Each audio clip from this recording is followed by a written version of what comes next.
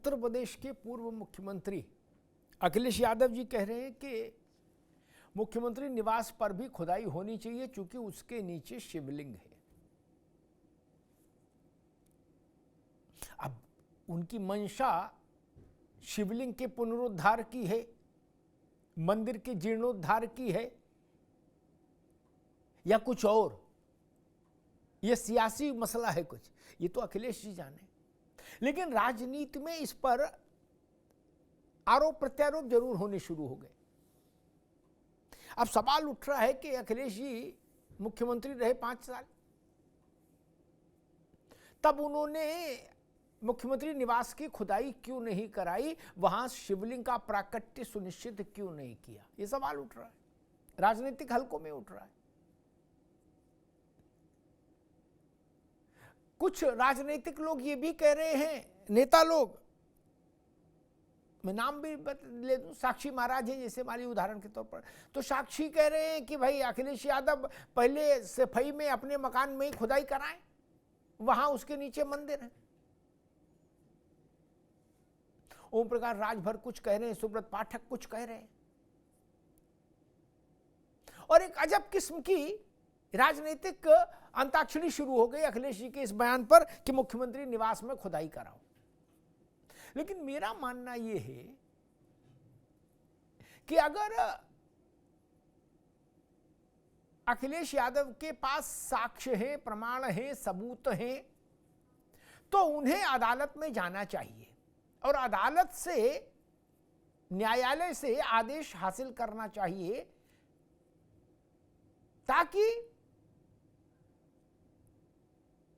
जमीन के अंदर अगर वहां शिवलिंग है तो उसका प्राकट्य हो सके। वो सक्षम है, उनकी पार्टी सक्षम है, अदालत जा सकते हैं, वकील का मेहनताना दे सकते हैं। अव्वल तो उनकी पार्टी में कई वकील हैं, कपिल सिब्बल जैसे बड़े वकील हैं, बताइए, जिनको राज्यसभा भेजा अखिलेश जी ने। इसी बात पर हो जाए, सिब्बल साहब से एक एप्लीकेशन दायर करा दीजिए सुप्रीम कोर्ट डायरेक्ट, और वहां से आदेश ले जाइए और हो जाए खुदाई मुख्यमंत्री निवास की। लेकिन क्या सच में आपकी इच्छा खुदाई की है? तो मुख्यमंत्री निवास की खुदाई की तरफदारी करने वालों को जामा मस्जिद दिल्ली की खुदाई और ताजमहल की खुदाई की भी तरफदारी करनी पड़ सकती है, कभी ये भी ध्यान रखिएगा, क्योंकि ऐसी याचिकाएं वहां भी हैं उनको लेकर भी, और उनके पास तो कुछ ना कुछ साक्ष्य भी हैं। अखिलेश जी ने तो अभी साक्ष्य पब्लिक डोमेन में दिए नहीं। और दूसरी तरफ, एक तरफ यह है कि खुदाई मुख्यमंत्री के निवास पर हो जाए, और दूसरी तरफ संभल फिर गरमाया हुआ है। संभल समकालीन भारत की राजनीतिक और सामाजिक स्थितियों का एक नाभि केंद्र बन गया है, ये तय जान लीजिए।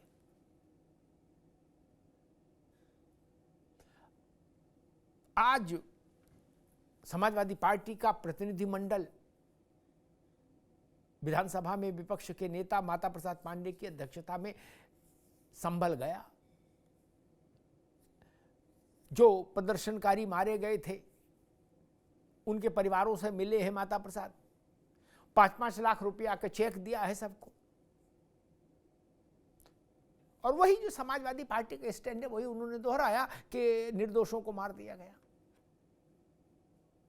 लेकिन आप सोचिए, जिस संभल में सिर्फ एक मस्जिद का सर्वे होना था, अगर वो शांति से हो गया होता तो आज पूरा संभल तो नहीं खुद रहा होता। अब तो पूरा संभल खुद रहा है, यत्र तत्र सर्वत्र। कहीं बावड़ी मिल रही है, कहीं कूप मिल रहा है, कहीं देवालय मिल रहा है, कहीं शिवालय मिल रहा है, कहीं विग्रह मिल रहा है। देवोत्थान काल है संभल में, देवोत्थान काल। जामा मस्जिद जहां बवाल हुआ, उस मस्जिद के सामने पुलिस की स्थायी रूप से तैनाती रहे, इसके लिए वहां चौकी बनने का काम शुरू हो गया। कल भूमि पूजन हुआ था। आज 1/4 तो निर्माण पूरा हो गया, उसकी गति का अंदाज लगा लीजिए। और उस चौकी का नाम मालूम क्या रखा गया? सत्यव्रत चौकी संभल। ये सत्यव्रत कहां से आया? पौराणिक काल में संभल का नाम सत्यव्रत था, इसलिए उस संभल के पुराने नाम के आधार पर इस चौकी का नामकरण भी कर दिया गया, ताकि अब पत्थर चलाने के लिए आसपास लोग जमा हो तो पुलिस को पहले से सूचना रहे, पुलिस पहले से अलर्ट रहे और उस पत्थर गोली कांड के पुनरावृत्ति फिर संभल में कभी नहीं हो सके, चाहे दिन जुमे का ही क्यों ना हो।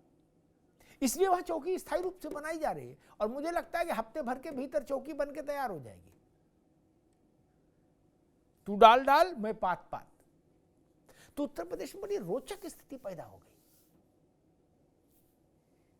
पत्थर चलाने वाले सर्वे पे, जिस दिन वो रविवार को दूसरे दिन सर्वे था संभल में मस्जिद में, उस दिन जिन लोगों ने वहां आतंक फैलाया, पत्थर चलाए, गोली चलाई, वो लोग भी सोचते होंगे कि अम्मा गुरु क्या गलती कर दिए हैं। एक मस्जिद का सर्वे था, अब तो यहां डायरेक्ट खुदाई चल रही है। अच्छे अच्छे नप गए और अच्छे अच्छे नप रहे। सर्वे हो जाने देते तो ज्यादा ठीक रहता, लेकिन अड़े तो भुगत गए। हमारे साथियों ने एक रिपोर्ट तैयार की, पहले इस रिपोर्ट को देखिए, फिर मेहमानों से परिचय कराएंगे, फिर ये समझने की कोशिश करेंगे कि क्या वास्तव में अखिलेश जी को शिवालयों की चिंता होने लगी है, शिवलिंगों की चिंता होने लगी है, या हिंदू देवालयों पर, हिंदू विग्रहों पर ये उनका तंज है। और अगर विग्रहों पर तंज है, हिंदू देवताओं पर तंज है, तो फिर सियासत में ये थोड़ा खतरनाक खेल हो जाता है। पहले रिपोर्ट देखिए।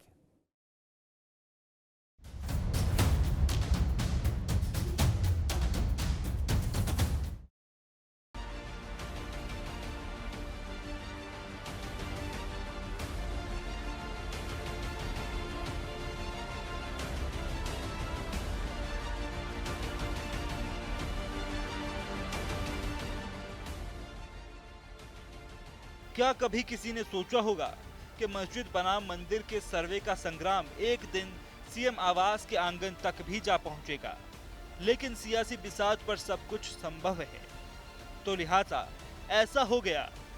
संभल के संग्राम में सपा मुखिया अखिलेश यादव ने दावा कर दिया कि लखनऊ के 5 कालिदास मार्ग वाले मुख्यमंत्री आवास के नीचे भी शिवलिंग है।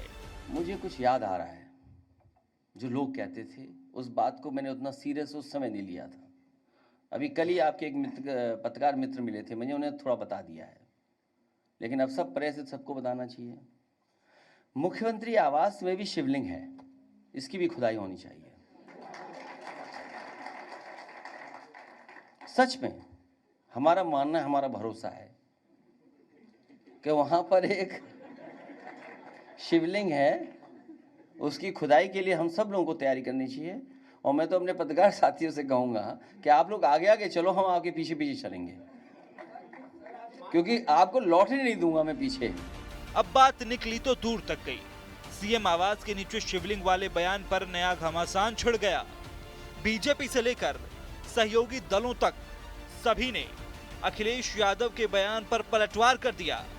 किसी ने कहा कि सीएम रहते क्यों नहीं खुदवाया, कोई बोला शिवलिंग नहीं मजार। अगर ये बात उनकी जानकारी में थी तो वो जब मुख्यमंत्री थे तो उन्होंने क्यों नहीं खुदाई कराई? सवाल तो ये है, तो 5 साल लगातार थे, तो अगर शिवलिंग वहाँ है तो उसके वहाँ बैठ करके उन्होंने जो ये काम किया, वो चीज़ जो है उनको खुद सोचना चाहिए था और समझना चाहिए।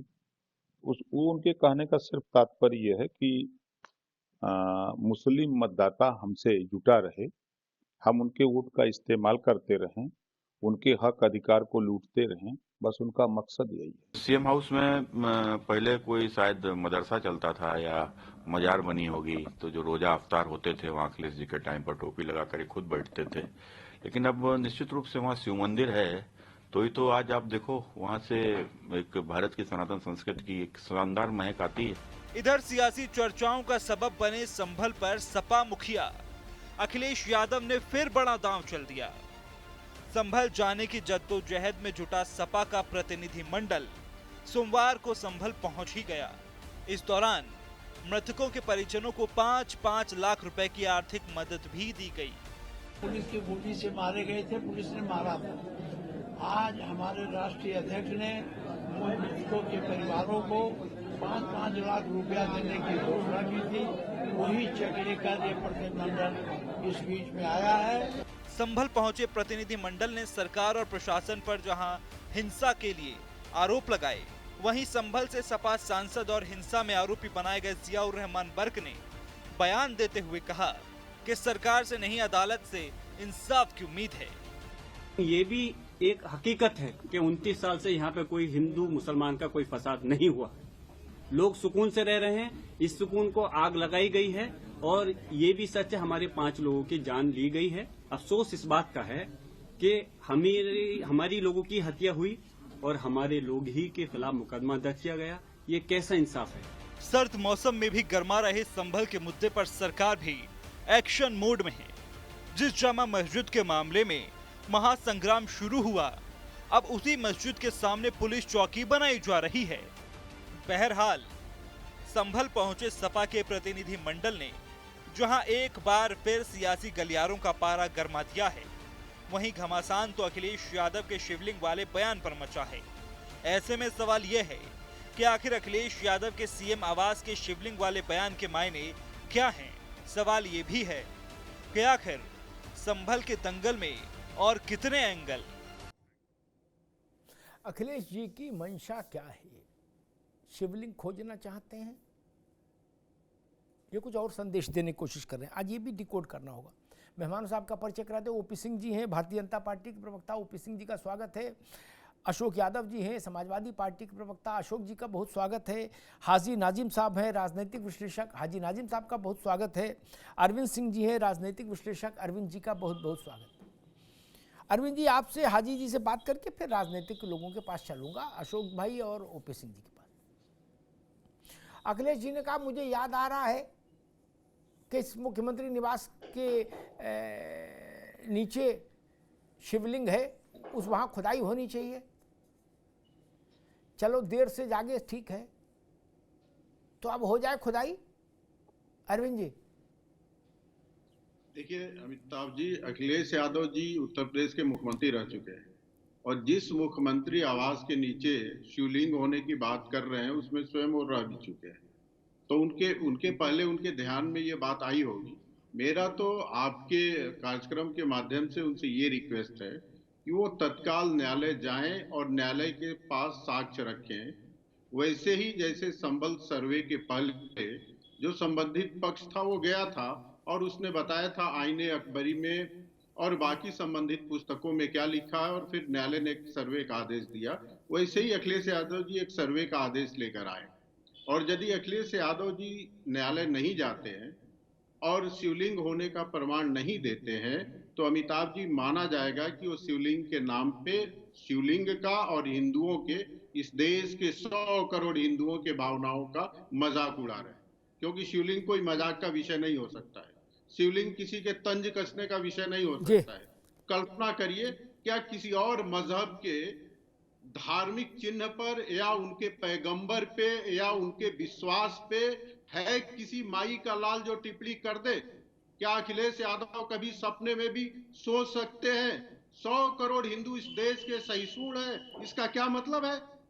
शिव का नाम लेके मजाक उड़ाया जाएगा? और जो व्यक्ति उस निवास में स्वयं रहता था वो कहां सोया हुआ था, ये जानते हुए भी उसके नीचे शिवलिंग है। मुझे लगता है इस देश के हिंदुओं से माफी मांगना चाहिए। और अखिलेश यादव कोई साधारण व्यक्ति नहीं है, उत्तर प्रदेश के मुख्यमंत्री रहे हुए व्यक्ति हैं। उनको इस तरह के बचकाना बयान देने से बचना चाहिए और हिंदुओं के भावनाओं को आप करने से। ठीक है अरविंद भाई। हाजी साहब, अदालत जाना चाहिए था नहीं भाई? प्रेस कॉन्फ्रेंस से तो सर्वे नहीं होता, प्रेस कॉन्फ्रेंस से खुदाई भी नहीं होगी। अच्छा, अखिलेश जी तो सर्वे नहीं मांग रहे, वो तो डायरेक्ट खुदाई मांग रहे हैं, तो खुदाई के लिए तो अदालत का आदेश ही होगा।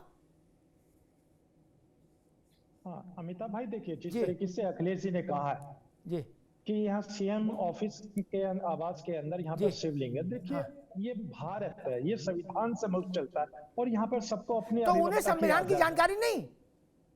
सुन लीजिए, देखिए अखिलेश यादव जी बड़े पढ़े लिखे हैं, देखिए संविधान को जानकारी लेकर ही उन्होंने इस तरीके की बातें करी है। और अभी कहा गया कि कोर्ट जाना चाहिए, बिल्कुल कोर्ट जाएंगे, लेकिन जब सुप्रीम कोर्ट की तरफ से ये फैसला आ जाएगा कि हाँ जी अब याचिकाएं स्वीकार करी जाएंगी, आप आइए, तब जाके अखिलेश जी भी जाके याचिका अपनी दायर कर देंगे। और उससे पहले अमिताभ जी, जो एक बात कही गई थी, यहाँ कही गई थी संभल के अंदर जो सत्यव्रत नाम की चौकी यहाँ पर बनाई गई है, तो देखिए जब आप सत्यव्रत की बात करते हैं तो शायद मुझे याद आ जाता है सतयुग। तो देखिए अब तो कलयुग चल रहा है, कलयुग के अंदर तो उसका नाम संभल ही होना चाहिए, तो सत्यव्रत की क्या जरूरत रही। और ये चौकी बनाने का मेन मकसद जो है सिर्फ और सिर्फ यहाँ एक कम्युनिटी को डराने धमकाने के लिए कि हाँ देखिए आपकी मस्जिद के सामने हमने चौकी बनाई, अब आप कुछ नहीं बिगाड़ सकते। देखिए हम लोग तो संवैधानिक लोग हैं। हाजी नाजिम, ठीक, हाजी नाजिम अभी रुकना होगा आपको।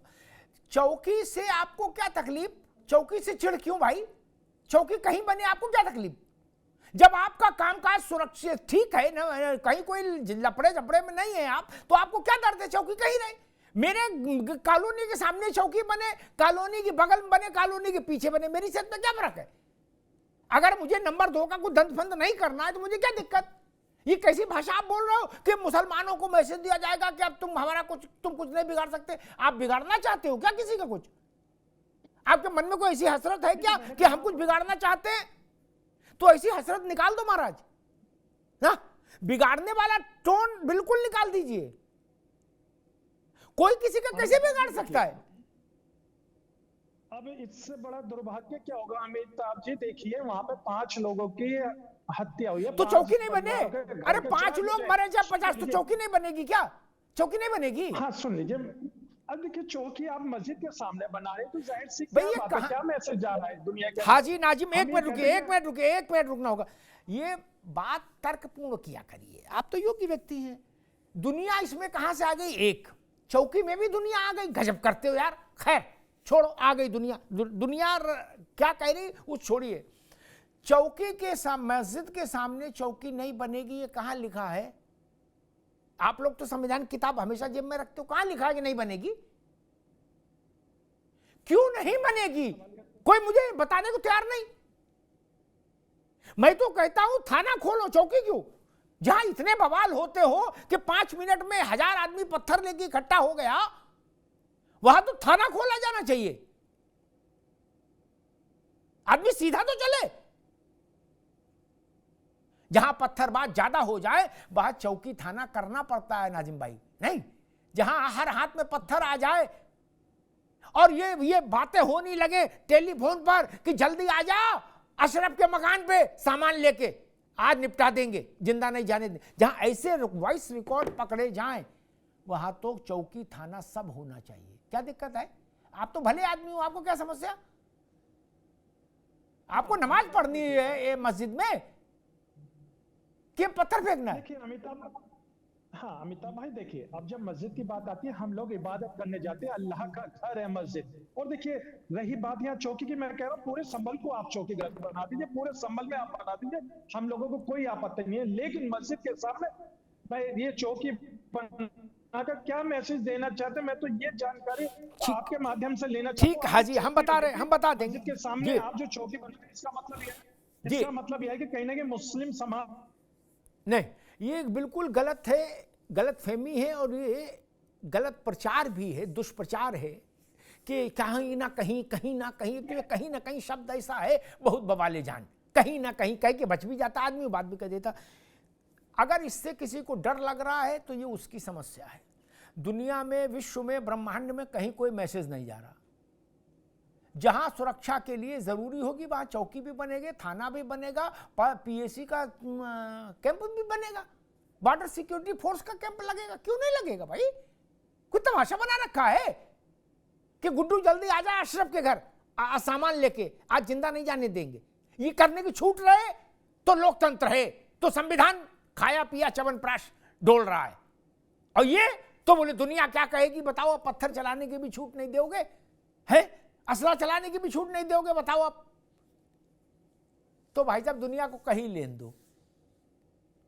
मैं तो इस बात से हैरान था, अशोक भाई आपके पास आ रहा हूं, मांग ये होनी चाहिए थी कि नहीं भैया यहां चौकी बनाओ ताकि दोबारा फिर कहीं गड़बड़ नहीं हो। चौकी की मांग तो हुई नहीं, चौकी बनी प्रशासनिक आधार पर फैसला करके, तो उससे नाराजगी, बोले चौकी क्यों बना रहे हो। खैर अशोक जी, वास्तव में शिवलिंग खोजना चाहते हैं अखिलेश जी, या एक होता है हमारे यूपी में कहते हैं मौज ले रहे हैं, या मौज ले रहे हैं या तंज कर रहे हैं? क्योंकि रास्ता प्रेस कॉन्फ्रेंस तो नहीं है, रास्ता तो अदालत है, वहां जाके सबूत रखने पड़ते हैं, कुछ हियरिंग होती हैं, जज संतुष्ट होता है तो सर्वे का आदेश दे देता है, सर्वे से संतुष्ट होता है तो खुदाई का आदेश भी दे सकता है। नहीं, आपके पास अब कपिल सिब्बल जैसा मुफ्त का वकील, उसको आपको फीस नहीं देनी क्या, फिर भी आप प्रेस कॉन्फ्रेंस कर रहे हैं। मंतव्य क्या है? शिवलिंग खोजना है? अगर उसके प्रति बेचैनी है तो मेरा समर्थन और करोड़ों लोगों का समर्थन आपके साथ होगा जो सनातनी है। जाइए कोर्ट में, आदेश लेके आइए, फिर वो कोई निवास हो, शिवलिंग के प्राकट्य को कौन रोक सकता है? अशोक जी। अमिताभ जी देखिए, आपने जो सवाल किया कोर्ट जाना चाहिए, तो 12 दिसंबर को माननीय सुप्रीम कोर्ट ने बहुत सारी चीजों पर रोक लगा रखी है, तो उस मामले में तो अभी कोर्ट जाना संभव नहीं है। लेकिन आपने जो सलाह दिया है, इस सलाह को सिरोधार्य करते हुए हम लोग प्रयास करेंगे कि जब कोर्ट का आदेश जब हटेगा तो कोशिश करेंगे। और दूसरी बात, चूंकि हमारे राष्ट्रीय अध्यक्ष जी मुख्यमंत्री रहे हैं और एक जिम्मेदार पद पे रहे हैं, अगर उनको कहीं से ऑथेंटिक सूचना मिली है तो कम से कम योगी सरकार को सो मोटू कॉग्निजेंस के तहत खुदाई शुरू करवा देनी चाहिए। और न सिर्फ वहीं पे, बल्कि जहां जहां उनको लगे वहां खुदाई शुरू कराना चाहिए। क्योंकि देखिए, गांधी जी ने कहा था कि हर काम की शुरुआत अपने स्वयं से शुरू करनी चाहिए। तो कम से कम अगर योगी जी मुख्यमंत्री आवास का खुदाई का आदेश दे देते हैं तो जनता में जो भ्रम है कि फला जगह टारगेट करके खुदाई करवाई जा रही है, भ्रम भी दूर हो जाता। और दूसरी बात अमिताभ जी देखिए, मैं आपको एक बड़ा नहीं अशोक जी, लेकिन खुदाई कहीं भी जो भी सर्वे खुदाई जो कुछ हो रहा है मंदिरों का, वो सब अदालत के आदेश पर। ऐसा कहां हो रहा है कि कोई भी अपने मन से कहीं भी खुदाई करा देगा? नहीं, तमाम जगह पे प्राकट्य हो रहे हैं, आप ही बता रहे थे। वह खुदाई नहीं हो रही। ना गलत फहमी है आपको। प्राकट्य हो रहा है, खुदाई नहीं हो रही है। ताला लगा था, भूसा रखा था, कंडे भरे थे फर्रुखाबाद में, हटा दिए, साफ कर दिया, मंदिर पूजा होने लगी। जी, ऐसा खुदाई मुझे बताओ ना कि खोद के मंदिर निकाला, मुझे बताओ आप एक घटना। नहीं देखिए, जो संभल से लेकर के अरे भाई मुझे गोल बात नहीं, बाबरी मंदिर नहीं, ए ना अशोक भाई आप तो योग्य व्यक्ति हो। बाबरी मंदिर नहीं, कुआं मंदिर नहीं, ठीक? बाबरी और कुआं से ना मुसलमान का लेना देना ना हिंदू का लेना देना, सब साइड हो, वो प्रशासन का मसला है। मुसलमान को क्या तकलीफ है कुएं से, ये बाबरी से? नहीं, किसी को कोई तकलीफ, फिर क्या समस्या है? नहीं, मंदिर से तो है, लेकिन कुएं बाबरी से हो नहीं सकती और होने भी नहीं दी जाएगी, इसलिए वो विषय छोड़ दीजिए। आप मुझे बता दीजिए कौन सा मंदिर 250 फीट खोद कर निकाला गया? टेल मी वन इंस्टेंस, एक बताइए अशोक जी। बार बार ये हो रहा खुदाई, बता दीजिए। चलिए अमिताभ जी देखिए, जो सर्वे के लेकर के जो संभल में उस दिन सर्वे कराया गया और सर्वे के उपरांत तत्काल सर्वे, एक ही दिन में जो सर्वे वगैरह सब हो गया, सारे क्रियाकलाप संपन्न करा दिए गए, तो उसके बाद वाला क्या प्रकरण बचता है? सर्वे के बाद क्या प्रकरण बचता है? तमाम लोग कह रहे हैं कि उसके नीचे जो लोग कह रहे हैं उनकी जानकारी कम है, उसके नीचे ये दबा हुआ है, तमाम चीजें दबी हुई हैं। तो दबी हुई चीजों को बाहर निकालने के लिए तो खुदाई का रास्ता और तो कोई तकनीक जो लोग कह रहे हैं कि सर्वे, ये बात कई बार हम आप कर चुके हैं, लेकिन चलिए आपने आज उठाया तो इस पर भी एक तथ्यात्मक बात हो जाए ताकि आगे के लिए ना हो। अदालत ने सर्वे का आदेश दिया, सर्वे कैसे होगा, कितने टुकड़ों में होगा, किस समय होगा, ये अदालत ने सर्वे के लिए जो व्यक्ति नामित किया उसके ऊपर छोड़ा। पहले दिन हुआ सर्वे, ये कहा गया कि एक बार और सर्वे करना होगा, उसकी तारीख रविवार सुबह 7 बजे का समय तय किया गया। इसमें क्या समस्या है? इसमें संविधान टूट गया, लोकतंत्र मर गया, कानून का राज नहीं रहा? क्या हो गया भैया?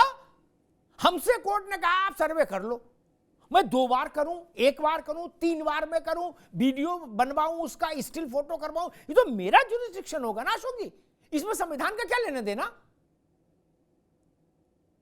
अशोक जी देखिए अमिताभ जी, मैं वही कह रहा था कि ज्यूरिसडिक्शन में जो आ रहा है योगी सरकार को, तो सीएम हाउस भी तो आ रहा है, कम से कम उसी का सर्वे करा लें एक बार। आप फिर गलत ले जा रहे हो ना भैया, गलत जगह ना हाको बैलगाड़ी ना।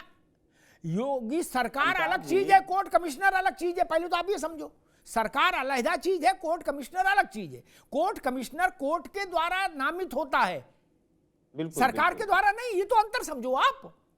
नहीं ठीक है, आपकी बात मैं समझ रहा हूं। कोर्ट कमिश्नर और कोर्ट के आदेश से ही सर्वे हो रहा है, और जो 1991 वर्षिप एक्ट के तहत जो कुछ बाधा थी उसको चंद्रचूड़ साहब ने दूर कर दिया, उसके तहत सर्वे हो रहा था। 12 तारीख को तो रोक लग गई, लेकिन उसी सर्वे के साथ साथ जो तमाम जगह, आप देखिए, आप कहेंगे ये कि उदाहरण दीजिए, आप देखिए तमाम जगहों पे उत्तर प्रदेश में जो कहीं ताला खोल के निकाला जा रहा है, कहीं भूसा खोद के निकाला जा रहा है, कहीं मिट्टी हटा के निकाला जा रहा है, कहीं बालू हटा के निकाला जा रहा है, वही हमारा राष्ट्रीय अध्यक्ष ने कहा कि जो प्रक्रिया का अनुपालन करके अन्य जगहों पे शिवलिंग ढूंढा जा रहा है, तो वही प्रक्रिया का अनुपालन करते हुए सो मोटू कॉग्निजेंस से कम मैंने कहा तो मुख्यमंत्री जी को संज्ञान लेना चाहिए, और उसी को अपने सीएम हाउस को कम से कम सर्वे करा के वहां कोशिश करना चाहिए खोजने की, कि यहाँ पे अगर कहा जा रहा है तो हो सकता है कि यहाँ शिवलिंग का प्राकट्य हो जाए। और अमिताभ जी, एक चीज मैं बता दूं आपको, 10 सेकंड लूंगा।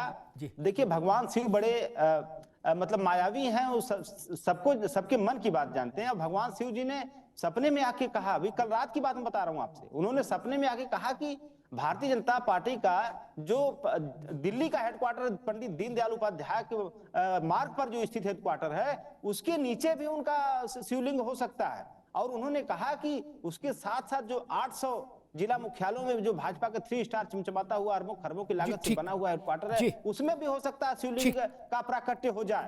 तो अगर खुदाई की जाए तो हम तो मांग करेंगे आपके माध्यम से हाथ जोड़ के कि भाजपाइयों को कम से कम अपने जो देश के लूटे गए धन से जो हेडक्वार्टर बनवाए हैं, एक बार उन्हें हेडक्वार्टर ठीक है अशोक भाई, आगे आ गई हम लोग सहर्ष तैयार हो जाएंगे इनके आगे करने के लिए। आपके तैयार होने न होने से कोई बहुत फर्क नहीं पड़ता, ठीक, आप तैयार हो जाए तो ठीक, नहीं हो जाए तो भी ठीक है।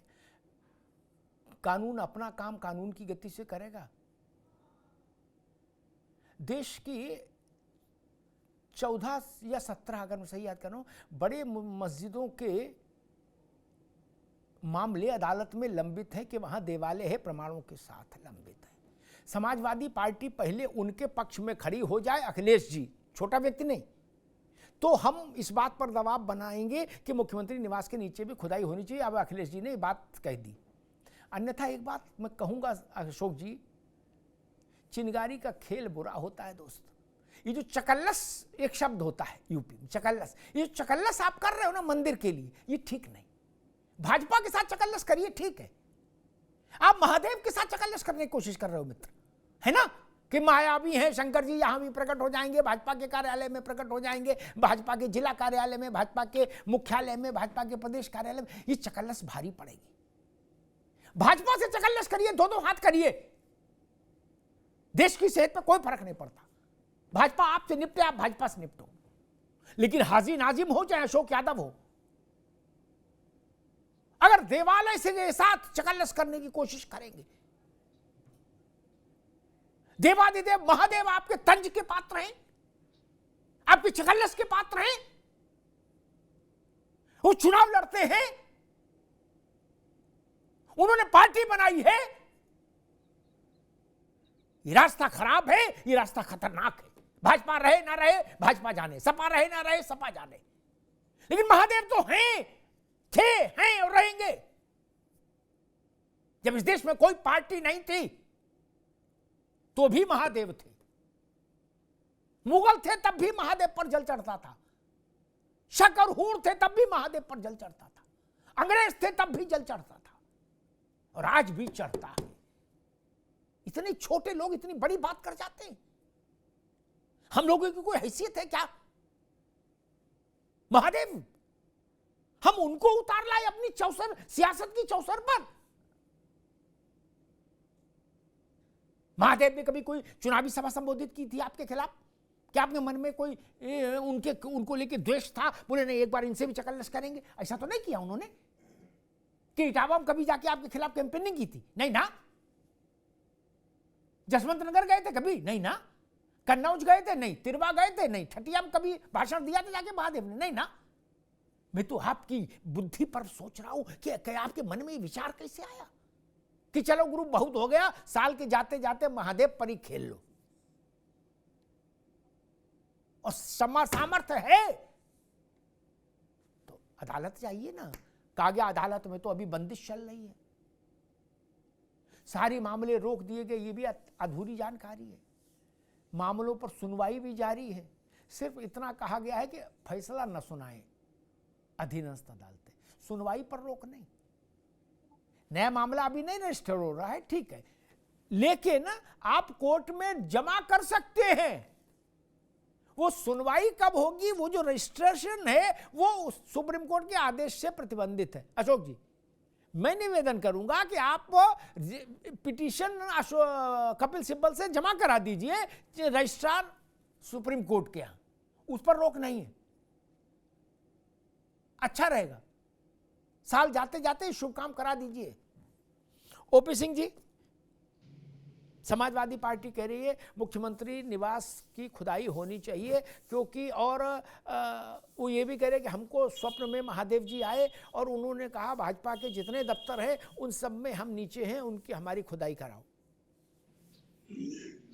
बहुत अच्छा विचार है अखिलेश यादव जी का, और उस पर उनको कार्रवाई आगे बढ़ानी चाहिए, न्यायालय जाना चाहिए और कहना चाहिए कि भाई जिस मुख्यमंत्री आवास में मेरे पिताश्री रहे, मैं रहा, मुझे जानकारी उसके नीचे शिवलिंग है और सर्वे करवाना चाहिए और उसकी खुदाई कर दे।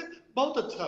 मैं ये कहना चाहता हूँ कि जब अखिलेश यादव पैदा हुए होंगे अपने हिंदू घर में किसी, तो उनके परिवार वालों ने पूजा पाठ किया होगा, तमाम जो है देवी देवताओं की पूजा अर्चना बाजा बाजा होगा, लेकिन किसी हिंदू परिवार को ये नहीं पता होगा कि ये बच्चा जब पढ़ लिख करके आगे बढ़ेगा तो ये हिंदुओं का, सनातनियों का और ईश्वर का इतना बड़ा मुस्लिम वोट के लिए ये विरोधी बनेगा, ये कल्पना में नहीं सोचा होगा किसी ने। दरअसल ये कि 1992 से जब से समाजवादी पार्टी की स्थापना हुई, पिता और पुत्र दोनों, इनका केवल एक मकसद था। मकसद जो था वो ये था, यमवाई, हमारा यमवाई सुरक्षित रहे, हमारा यादव समाज, हमारा मुस्लिम समाज, ये दोनों वोट बैंक सुरक्षित रहे। उसमें ये कोई परहेज नहीं है कि वह यादव या मुसलमान, चाहे वो डकैत हो, चाहे माफिया हो, चाहे बलात्कारी हो, चाहे उपद्रवी हो या आतंकवादी हो, इसमें कोई परहेज करने की जरूरत है। हम सीना ठोक करके खड़ा होंगे और अपमान कर रहे। देखिए, आप जब बाइट दिखा रहे थे तो अखिलेश यादव जी ने जो तंज कसा है शिवलिंग का, तो अमिताभ जी हंसते हुए कहता हम भी चलेंगे देखेंगे।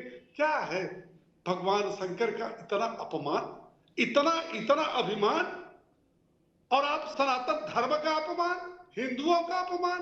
अरे भारतीय जनता पार्टी से लड़ो, केंद्र में प्रदेश में अपनी सरकार बनाओ, लेकिन कभी परमात्मा का, भोलेनाथ का अपराध नहीं करना चाहिए। और मैं उदाहरण देना चाहता हूं, इसी देश में देखा हिंदू हृदय सम्राट बाला साहब ठाकरे पूरे देश में तूती बोलती थी।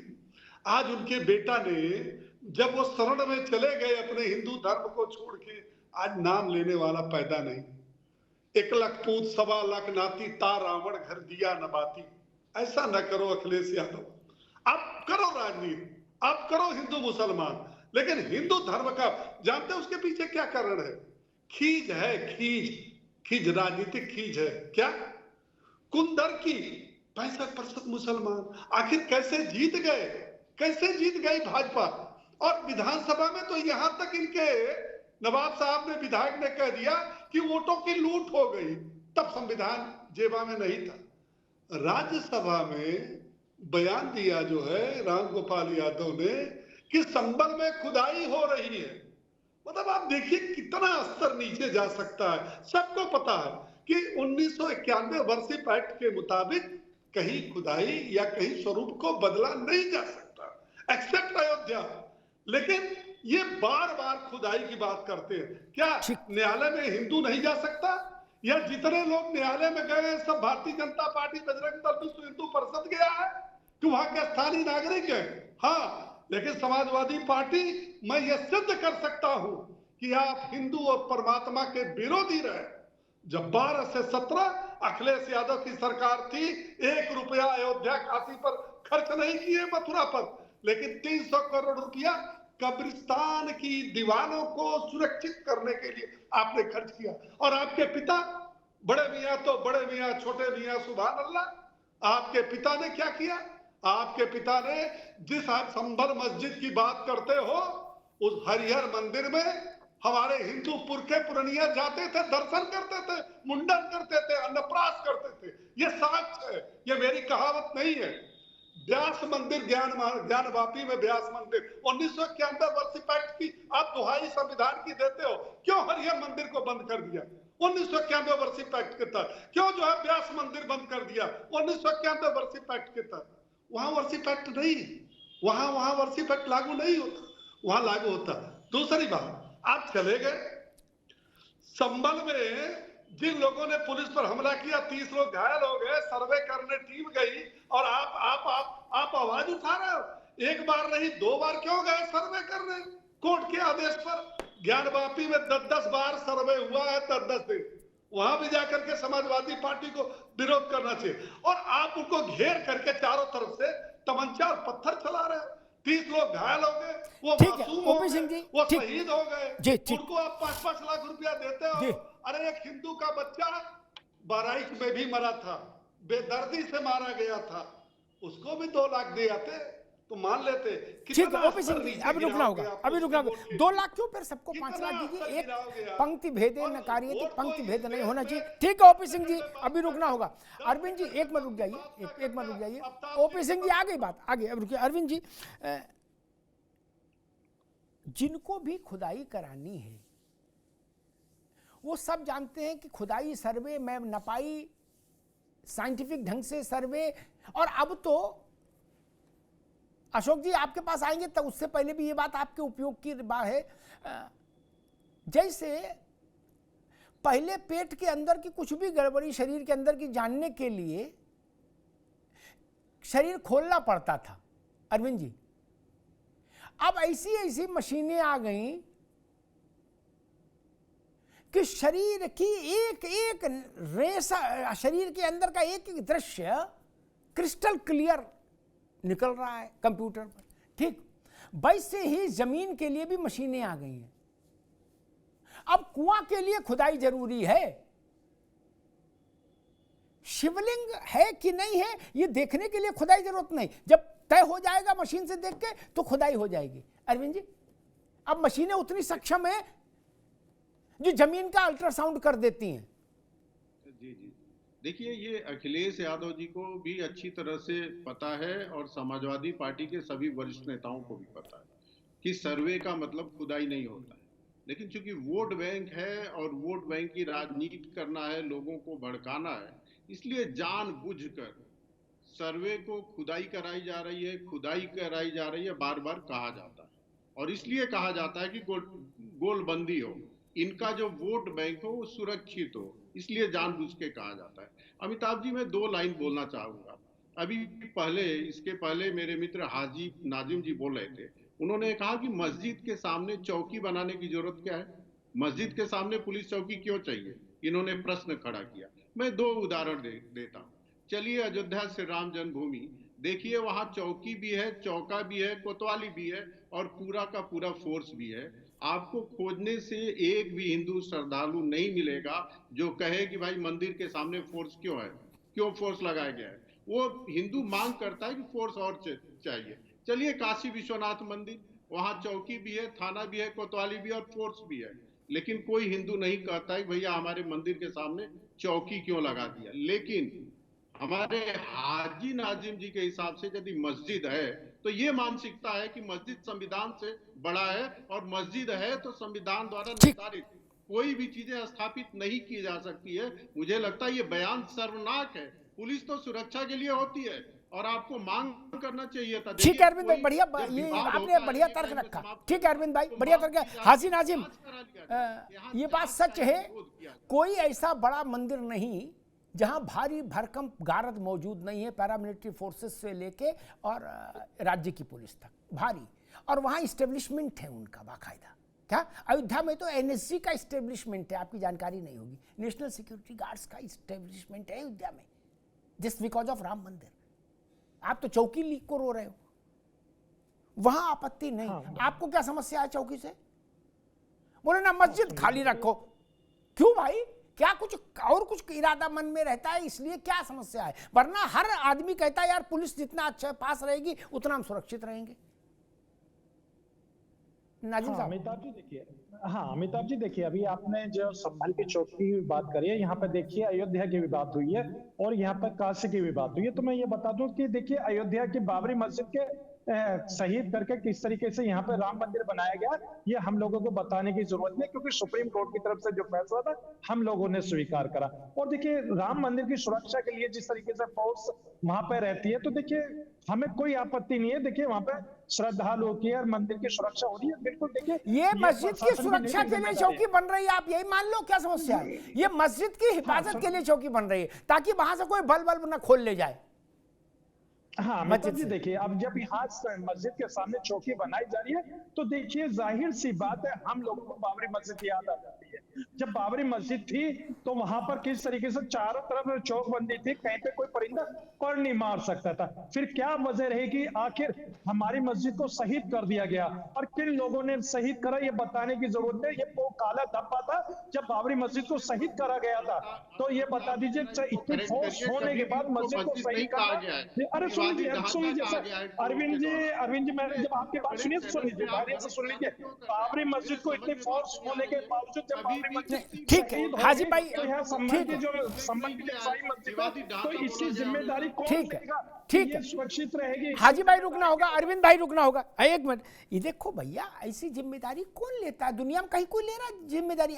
डॉक्टर आपकी जिम्मेदारी ले सकता है जीवन की? नहीं, वो आपको दवा दे सकता है। अब आप डॉक्टर की गर्दन पे तमंचा लगा दोगे, कौन जिम्मेदारी ले कि हम जिएंगे 6 साल? अरे 1 मिनट की जिम्मेदारी कौन नहीं ले सकता? कौन जिम्मेदारी लेगा? अमिताभ जी मस्जिदों की सुरक्षा की मांग कर रहे हैं। अरे भाई तो सबकी मस्जिद क्यों, मैं तो कह रहा हूं सबकी सुरक्षा की जिम्मेदारी है पुलिस की। फिर पुलिस को तय करने दीजिए उसको कहां रहना है। गजब बात, मेरी सुरक्षा की जिम्मेदारी तुम्हारी है तो हम आपके घर के सामने आके खड़े हो जाए, बोले नहीं 5 किलोमीटर दूर रहना, ताकि हम पत्थर चलाना चाहें, मान लो हाथ की वर्जिश करना चाहें, कट्टा चलाना चाहें तो फ्रीली चला पाए फिजियोथेरेपी के तहत। ऐसा चाहते हो क्या? ये फिजियोथेरेपी है क्या? देखिए ना महाराज, अगर आप मुझे समय दे। नहीं अभी नहीं। और सुन लीजिए, मुख्यमंत्री का निवास हो किसी भी राज्य के, प्रधानमंत्री का हो, राष्ट्रपति का हो, उपराष्ट्रपति का हो, मुख्य न्यायाधीश का हो, सेना अध्यक्ष का हो, सबके निवासों में पुलिस एस्टेब्लिशमेंट है, चौकी से 4 गुना बड़ा। क्या राष्ट्रपति प्रधानमंत्री के यहाँ तो चौकी से 100 गुना बड़ा एस्टेब्लिशमेंट है ना? इसलिए बहुत दिल पे ना लो चौकी को, चौकी को अपनी सुरक्षा के लिए मानो, इसलिए लड्डू बांटो। हाजी भाई शो से निकलिए, लड्डू ऑर्डर करिए और बांटिए, सबका मुंह मीठा कराइए। संभल वालों को भी टेलीफोन करिए कि इसको अदरवाइज ना लो, अच्छी बात है, होना चाहिए। भाई बाप पुलिस नहीं थी इसीलिए दंगा फसाद हुआ ना उस दिन। पुलिस वहीं रहे तो समस्या ही नहीं, कहीं से जाए क्यों? ठीक है अशोक जी, जी। क्या तंज के दायरे में उन प्रतीकों को, उन विग्रहों को लाया जाना जरूरी है? क्योंकि देखिए जब अखिलेश जी कह रहे थे तो वो भी हंस रहे थे कि नहीं मुझे सूचना मिली और मेरा होश खुदा।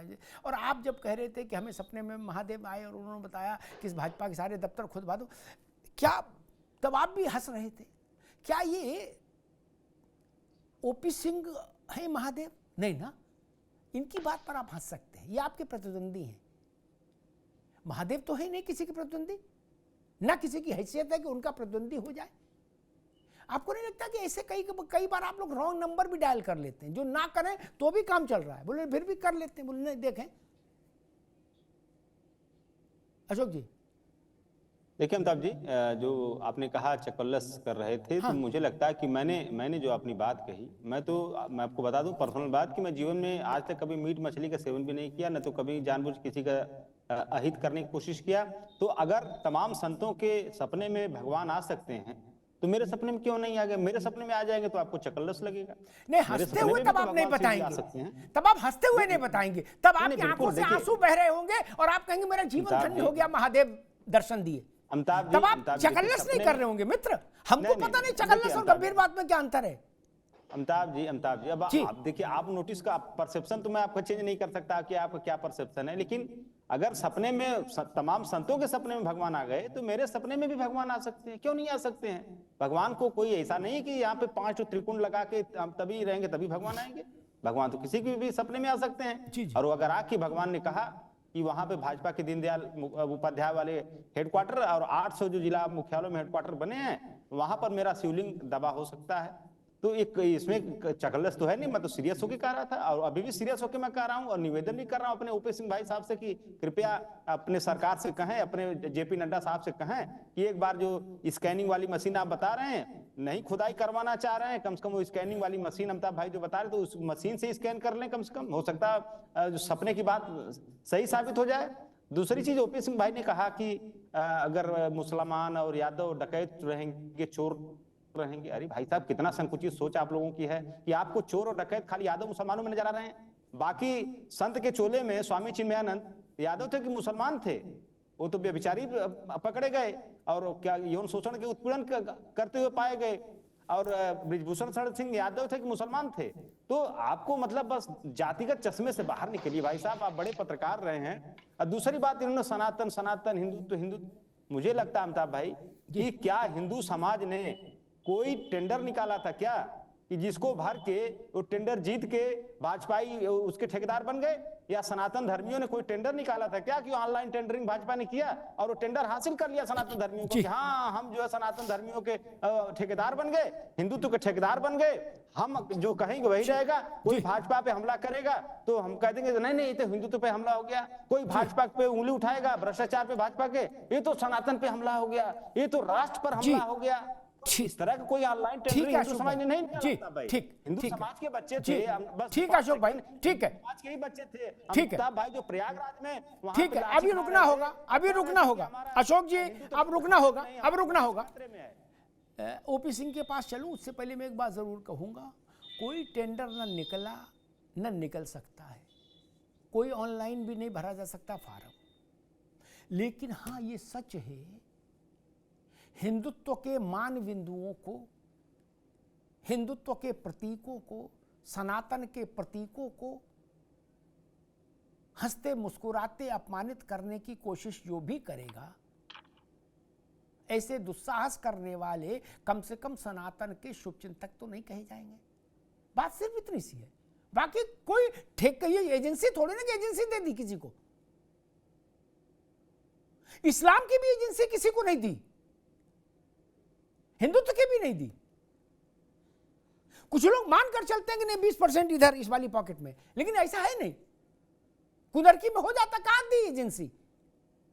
अगर एजेंसी चलती होती तो कुदरती का परिणाम नहीं आता ना अशोक भाई। लेकिन हां, जब आप महादेव को चकल्लस का विषय बना दें तो सनातन के भाजपा क्या सोचती है ओपी सिंह बताए, लेकिन सनातन क्या सोचता है वो मैं बताना चाहता हूं आपको। तब इस देश के करोड़ों लोग ये सोचते हैं कि ये दिन आ गए, महादेव को प्रेस कॉन्फ्रेंस में लेके आ रहे हो। और मान लीजिए क्या है, आप चुनाव से ही जीतेंगे मित्र, क्या मुख्यमंत्री का आवास खुद भी जाए तो नया बन जाएगा क्या? तो उनकी सरकार चली जाएगी? नहीं ना, रहेंगे तो मुख्यमंत्री वही जिनको आप नहीं चाहते कि मुख्यमंत्री रहें, फिर भी वही रहेंगे। मुख्यमंत्री निवास पूरा खुदवा दो, दूसरा उससे आलीशान बन जाएगा। कितनी देर लग रही अशोक जी? नहीं, आप भी जानते हो। फिर क्या करोगे? फिर आप दुखी होगे।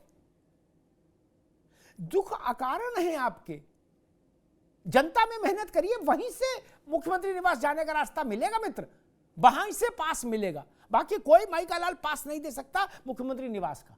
ओपी सिंह जी, आपके सारे दफ्तर खोदे जाएं, जिले से लेके और केंद्रीय तक, और मुख्यमंत्री का निवास अशोक जी ने मांग की और उन्होंने कहा कतई मजाक नहीं है, कतई तंज नहीं है, गंभीर होकर स्वप्न की बात हमने बताई है। जी, अमिताभ जी, जब मैं पत्रकारिता कर रहा था तो शरद यादव जी केंद्र में केंद्रीय मंत्री थे, उनका मैंने इंटरव्यू लिया था। आपको अच्छी तरह से याद होगा कि इसी तरह शरद यादव हिंदू धर्म और हिंदू देवताओं का मजाक उड़ाते थे। उन्होंने कहा, ये देखो हिंदू धर्म, हंसते हुए, 36 करोड़ देवी देवता। सुना कभी? एक दो देवी देवता नहीं है, 36 करोड़ देवी देवता है। भला हिंदू धर्म में कहीं 36 करोड़ देवी देवता हो सकते हैं? तो ये हुआ कुरान। क्या कुरान में भी बातें जो कही गई हो बहुत सही नहीं है? फिर बात, अरे ना ना ना ना ना ना ना ना ना, ये 36 करोड़ वाला तो दे दो। कुरान के बारे में भाई साहब आप लोग एक शब्द मत दीजिएगा। हमारे पुराने जो इसके पहले जो राजनीतिक विश्लेषक थे, हमने पत्रकारिता किया 37 साल, बहुत से इंटरव्यू भी लिया है।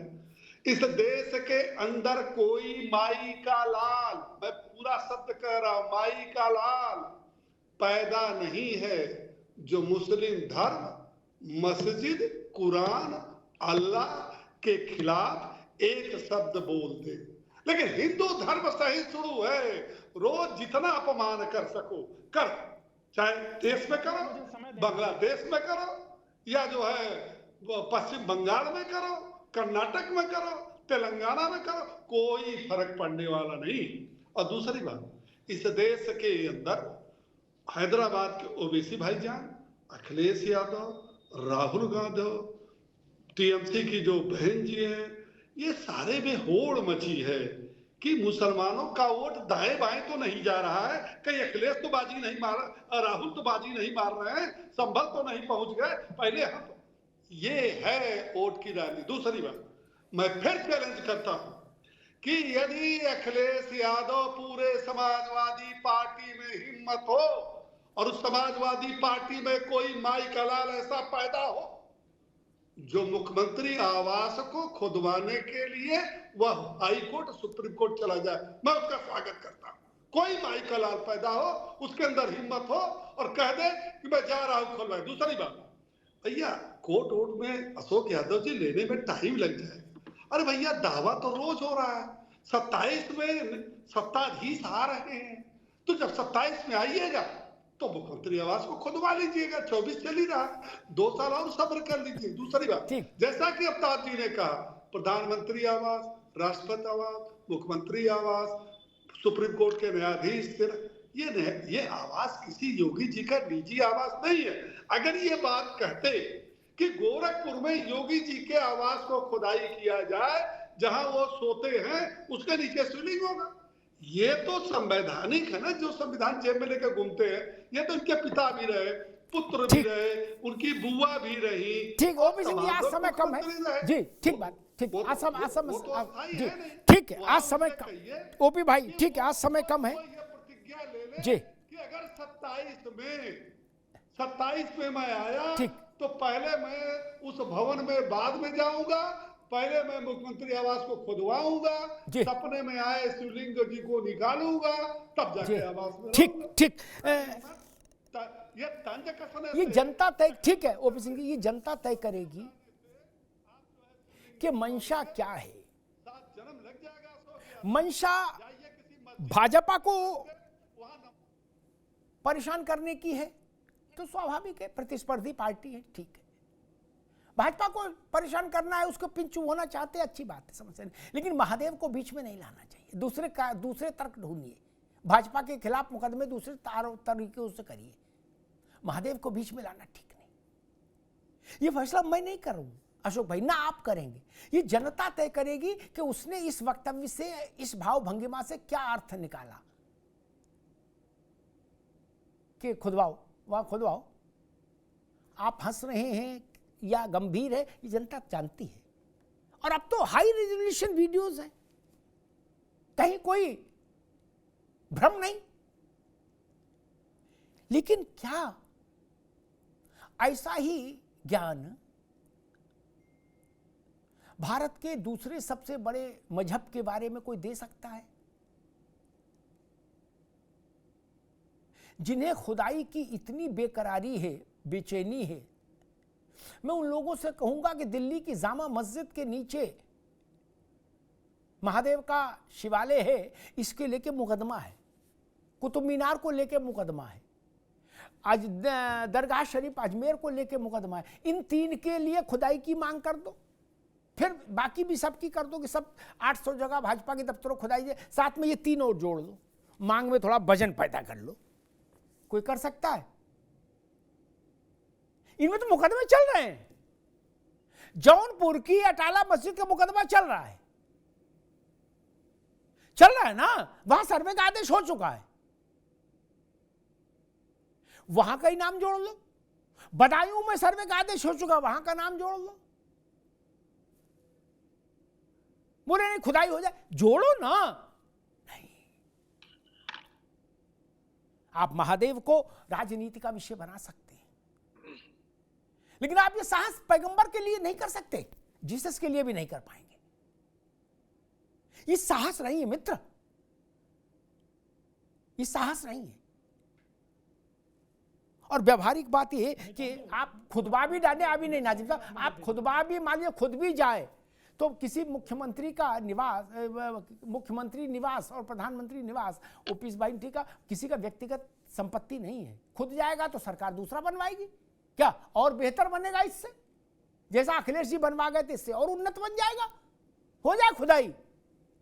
लेकिन अपना एक रखिए अशोक भाई, फिर सब जगह खुदाई एक ही बार में करा लो, झंझटी खत्म करो। नहीं, 2025 एक साल भारत तय कर ले कि भाई इस एक साल में हमको सब खुदाई करनी है, सब जगह। आप भी लिस्ट दे दो, ये भी लिस्ट दे दे, मिलके सब जगह खुदाई करके एक बार चेकिंग ही हो जाए अच्छे से, तबीयत से।